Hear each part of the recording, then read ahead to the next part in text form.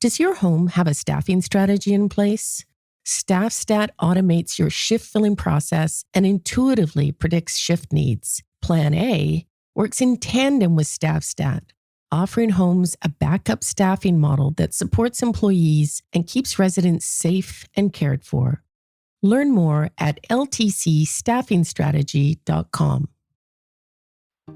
We need to make sure if rebuilding the long-term care workforce is a priority, we need to make sure they're not accessing wait lists when they put their hands up for services. And we need to understand that those services need to be trauma-informed and need to be able to support people going through burnout. And for some, I imagine PTSD.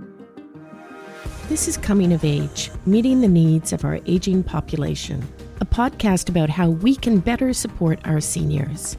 I'm your host, Donna Duncan. I am also the CEO of the Ontario Long-Term Care Association, which represents about 70% of long-term care homes in Ontario, Canada.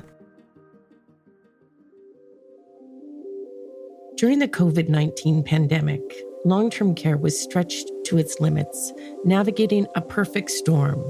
Frail, vulnerable seniors, critical staffing shortages, old buildings with multiple people in rooms, and a virus that preyed on those who worked and lived in our care homes.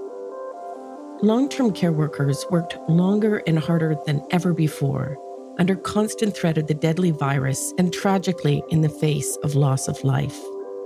Residents lost their freedom, unable to go outside or see visitors. Family members did not see their loved ones for months on end, and were often unable to be present when a loved one passed away. Stress and fear put great strain on an already fragile long-term care system. This stress of the pandemic has affected the mental health of millions of Canadians and millions around the world, but perhaps nowhere more than in healthcare and in seniors' care, where residents and staff and families have been traumatized. In this episode of Coming of Age, it is my pleasure to introduce Adrienne Spafford, CEO of Addictions and Mental Health Ontario.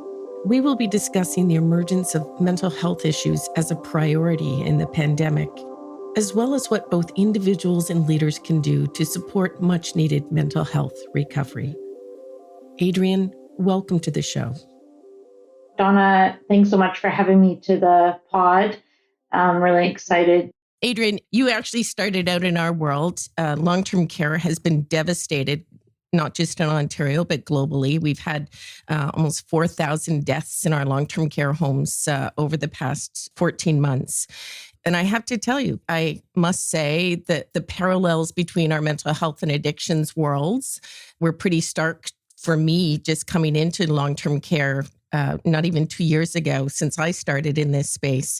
I never thought that it would take a global pandemic that was going to bring a light to shine upon both mental health and addictions and long-term care. If you go back 14 months, where were we in terms of mental health and addictions? And I'd welcome your reflections on those parallels with long-term care as well. When it comes to before the pandemic, I have a lot of the same reflections as you. I find myself often reflecting on my time in long-term care when I do my work now on mental health and addiction, especially so in the residential aspects of our service delivery, like residential addiction treatment programs or residential withdrawal management or high support housing. But I think where we were at before the pandemic was years and years and years of chronic underfunding, years and years and years of policy neglect. And really all that resides in stigma. And I think it's important we call out stigma for what it is. I think stigma is, because I think if we just use the word stigma, we sort of get away from the root of the problem, which is fear. I think people stigmatize mental illness, addiction, and aging and death for fear of that being themselves or a loved one. There's very much still a judgment that the behaviors, habits someone exhibits are a choice, whether to be well or not well with your mental illness or with your addiction. I think in aging and in long-term care, the judgment, my reflection, which is maybe my lived experience, is that the judgment falls more so on families. I think it's a very challenging time to think about the best place for a loved one, whether that's a parent, a grandparent, a sibling, to be in long-term care. I think that means a judgment on an entire sector, because really people feel as though they've failed. When they go into long-term care, they feel they've failed their family member. And so that's that judgment. It's such a great point that you're making around failure and fear. So in both cases, we're dealing with an aging population, in large part, the majority of people who are in our homes. Over 80% of the people in long-term care have some form of dementia and cognitive decline. Many of them have mental health issues as well. And quite honestly, we've all failed. Everybody wants to blame somebody else, but this is a global pandemic and the virus itself is invisible. So we're all looking for somebody else to blame. And yet we're not seeing our leaders even take responsibility for this. We're now seeing investments, but we continue to see those who would point fingers when in fact, this shouldn't be about political opportunism. It really does need to be about what are we going to do to help real people. That's the thing. And I think either of our sectors are about one political party or another. In Ontario, anyways, you can point back to all three political parties and where we've landed with long-term care and with mental illness and with addiction. And I think that speaks to what we as a population value. I think we are all responsible, because if it mattered to the general population, it would matter to voters, and then it would matter to political parties. When I think of aging, I think, boy, oh boy, I live in a geography that's really got it wrong. Like, I think of other cultures, and maybe I'm sort of fantasizing, I don't know, but I think of other cultures like Asia, or my brother-in-law, for instance, is a Somali and his family lives in Africa. And all of the generations of families live under one roof. That is absolutely not the reality for me, for my parents. That's not how, in my culture, we're not one where we're all going to live in one roof. And so what do we do then? So if the answer is not the family, then what is the answer? And clearly we've got that wrong right now. And look, long-term care, I would say, suffered from a funding perspective while there was a public policy to build up home care. But still, we don't have enough. And then we don't have robust enough funding for long-term care, or a funding model that drives quality and drives positive client and family experience in long-term care. I want that feeling of growing up in a multi-generational family. I love my family. I want to be close to my family, but knowing that's not what we're going to replicate for my parents, for the generations of my family, what does public policy look like that replaces that same feeling? And it's a great question, because, we have to recognize too that with behaviors for people with mental illness and addictions, but also aging, people with dementia, in many cases, families cannot safely care for somebody in their home. And as they think about how do you support your family, your younger generation, but even your own health and well-being, how do we manage that? So Adrienne, when we started just before the pandemic in Ontario, there were 36,000 people waiting for long-term care. Today, we have closer to 40,000 people waiting. We have lost about a third of our staff. We've been trying to recruit registered nurses and personal support workers to come into our long-term care homes. People don't want to work in our long-term care homes. How are we going to care for our aging population? So, you've put the question about tomorrow. What do we do today? So what can government do? I think government can listen to organizations like yourself who have a good sense, I would imagine, of what is going on at the front line and what steps can be put in place to be able to support the front line. Because for those frontline workers who have experienced trauma or PTSD or are burnt out, I'm not a physician, but my understanding is you're starting from a different place than someone who's not burnt out or has not experienced PTSD. So it might be a bit of a longer journey to get to the place where you're able to be learning new skills to be able to cope with that stress, because you're starting from a deficit position. And so really getting access to the right providers is important. We need to make sure that for staff and directors of care and administrators of long-term care homes, that when they are asking for support and the right support, that they're not facing wait lists. And you started this question with referring to wait lists for long-term care for people who are ready to become long-term care residents. We face a very similar challenge with mental health and addiction, where some of the wait times for services for people in crisis are up to 2 years. We need to make sure if rebuilding the long-term care workforce is a priority, we need to make sure they're not accessing wait lists when they put their hands up for services. And we need to understand that those services need to be trauma-informed and need to be able to support people going through burnout. And for some, I imagine PTSD. And I think all of us as people, what can we do to rebuild that workforce is, I think we all need to appreciate a lot more what role PSWs, RNs, RPNs, dietary aides, all of the people working in long-term care, those are our healthcare heroes. Those are our COVID heroes. And I think each and every one of us, I hope something that comes out of COVID is a lot more respect. I would say compensation too. I realize that might be controversial, but if we're going to overhaul the long-term care home system, that's got to start with the long-term care home workforce. And that's going to mean making it an employment choice of destination.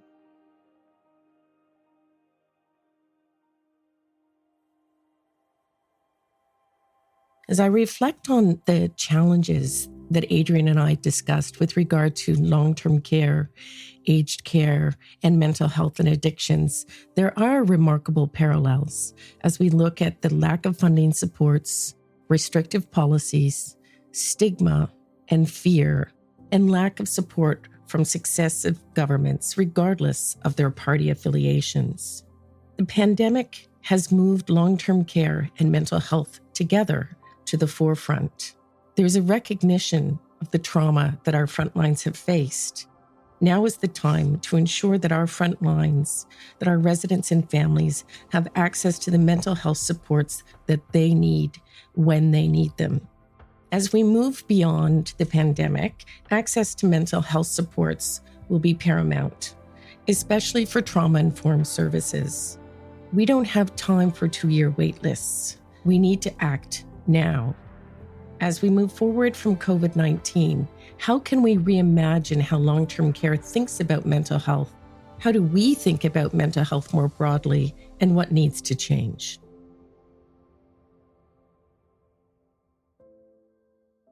I think we are doing a lot better at talking about our mental health struggles. I'm worried that there's a lot of people who are relying a lot more on substances, and we're not talking about that. That's going to cause more harm and more healthcare challenges down the road, more harm for people. But if we're now getting to the place that we're comfortable opening up about, I'm feeling really anxious, or I'm feeling really out of control, or I'm feeling really, really depressed. The worst thing that can happen when someone opens up is for someone to not get validation that feeling is okay. And so I think what we can all do is be a lot more empathetic as people, that if someone does open up to you, we have a tendency to want to solve that person's problem for them. I think holding space and listening to people, it's so hard not to be able to offer a hug, isn't it? Because I think that's the best thing. That's the best thing to do as a non-practitioner, as a human being. When someone expresses emotion, whether it's joy or sadness or anxiety or depression, to be able to give them a hug, and sort of sit in that moment with them and be present in that moment with them. So I'm really, really looking forward to being able to hug my friends more. So yeah, I'm glad we're talking about it more. We want to make sure that if we're talking about it more, that I think as a general population, we're all increasing our mental health first aid a lot more. That's such an important point. Is I've always thought about the future. So when I worked in the mental health space, and I, as you know, Adrienne, I continue to be a huge advocate. Yeah. And I agree. People are self-medicating. We absolutely, people are self-medicating right now. How do we bring back the humanity and to your point, the empathy? I always dreamed of a day where, yes, you're going to need your psychiatric hospitals for those with schizophrenia and for those moments when they need acute care help. But if we could all imagine that when we go to school, in elementary and secondary school, we learn some mental health first aid. We learn some mental health literacy. When we're training managers, when you're doing your MBA, you're learning about how to support your teams with your in management courses and HR programs, daycare programming. School teachers learn literacy. Imagine if we all learned that at different stages in our education, and that it then gets embedded in our DNA somehow. In New York City, Mayor Bill de Blasio made it his thing to build up something called Thrive New York City, where they did a lot on access to like the clinical high-end services, but then they did this huge amount on the promotion side, completely outside of the healthcare system. So just like you're talking about. So clergy people from all religions could learn mental health first aid, as well as like very intro coaching skills around even CBT, like CBT informed coaching skills. And so the same with the education system, same with the daycare system, like early years centers, new moms. And so basically the point was to build these touch points all over society to be able to both, it does a number of things, right? It intervenes as early as possible, which we know in any chronic condition means the best outcome. And it also makes it a lot scarier to ask for help. And then we can also all support each other a lot more. But, then I think about, so that's like the positive, is that it's absolutely possible. And then I think about our current healthcare system and just talking about, mental illness and substance for a while, but this would include, psychogeriatric challenges. If someone comes into an emergency department on crisis, even if they're not experiencing aggressive behaviors, but let's say they're experiencing self-harm or suicidal ideation, and it gets decided they get put on a form, that person gets taken to a room by a police officer, not by a healthcare worker, depending on the hospital. And what does that tell someone? Like, what does that tell someone about their condition? And this is not an anti-police statement. I just think, if I came into the emergency department with a heart attack or with heart attack symptoms, you'd never get taken, and they decided to admit you to the emergency, you wouldn't get taken there with a police officer. So I think the stigma is also embedded in how we're replicating the criminal system in our healthcare system, in our social services system, children's aid, for instance. And so doing what they did in Thrive NYC is almost like the opposite of what we're doing right now, with how many mirrors there are between our healthcare system and our criminal justice system when it comes to mental illness and substance behaviors. It really is a time for rethink. The fact that we turn to our justice system instead of to our healthcare system. Yeah. As I reflect on my discussion with Adrienne, really, I'm touched by the need for us to find compassion, to find empathy, to acknowledge the trauma that each one of us has experienced over the past months of the pandemic, recognizing the trauma that those on the front lines have faced in the face of mass death, in the face of loss, in the face of grief. How do we bring empathy, compassion? How do we put down the fingers to stop blame? How do we take a much more human and person-centered approach? Adrienne spoke about Thrive NYC and the leadership of New York Mayor Bill de Blasio in bringing a much more biopsychosocial approach to embedding mental health supports into communities where we're supporting one another. How do we look at programs like this to problem solve? But also, how do we just bring kindness to the table, kindness to ourselves and kindness to others? We have to regain and refine the humanity in this.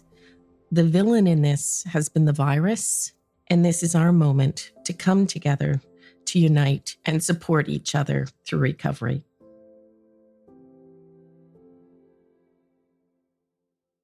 What is the future of aging? And we do have this unique opportunity today, at this moment, to engage with our decision makers, to reimagining what the path of aging looks like, where mental health and well-being is embedded in part of that. Absolutely. Like, it's got to be at the core, but respect. And what does aging in place look like? You talked about long-term care did not do well because there were over-focus in aging in place. It's not an either or, it's an and. No, exactly. It's an and. Exactly. You referenced the baby boomers earlier.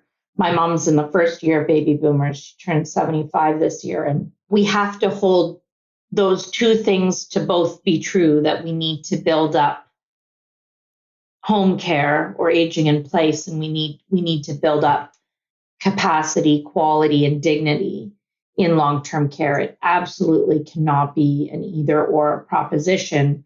And I would hope that while we're doing both, we are living by the notion that mental health is health, that healthcare also includes mental well-being.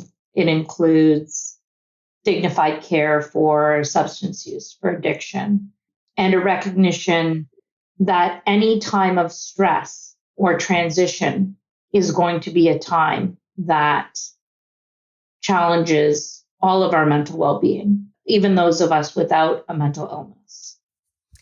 And we need room as a society to grieve. Yes, we do. We're going to need that. We're going to need that space. I think the different sectors who have borne the brunt of this pandemic, long-term care in wave 1 and 2, it's looking like acute in wave 3, racialized communities, essential workers, people who couldn't work at home comfortably like you or me. I even add parents of young kids to that because I think it has been, and then also people who've been living completely on their own. We're going to need to grieve. We're going to need to come together. And I do hope that the silver lining of the pandemic is that these issues that have been uncovered, these systemic inequities that have been uncovered, including long-term care, including lack of access to mental illness and addiction, including horrible racial disparities, that hopefully there's enough of us that are committed to not recover, because we need to do better than recover. We need to really be building. I don't want to use Joe Biden's terminology, but everybody knows what I want to say. Build back better. I think that's the challenge. And one of my great privileges, though, is to be able to work with people like you and to problem solve and to commit to continue to work with you and support each other. You've been an enormous support to me over the last 14 months and to the As association. You to me. You're one of those phone calls on a Friday night. Yeah, we've had a few. But let's end on a note of hope, because I too have that hope. Let's get moving, because our kids need it and we need it. And I think there's global energy. The population understands now why changes are needed. And so the time's to act.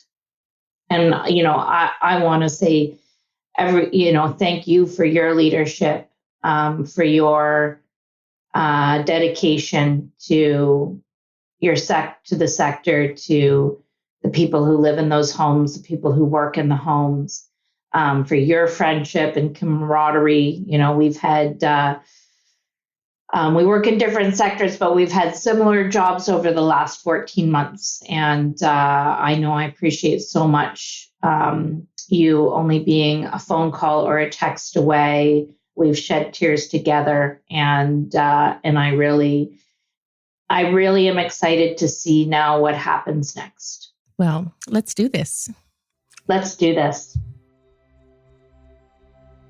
After speaking with Adrienne, I feel more optimistic and hopeful about the future of our long-term care and where mental health will fit in that continuum. However, as discussed in the interview, there is urgency. We need to act now. Change won't happen overnight, but we have an opportunity to build on the progress we've experienced over the last months. Here's a summary of our conversation. First, the long-term care and mental health sectors are facing 3 key challenges today. In parallel, very similar sector profiles. Number 1, both sectors have faced years of chronic underfunding, where the funding has not allowed the sectors to respond to the growing demand for services, nor the increased complexity of the people who require those services. Number 2, policy neglect. Again, rigid policies created decades ago that have failed to be adapted and respond to the changing needs in our sectors.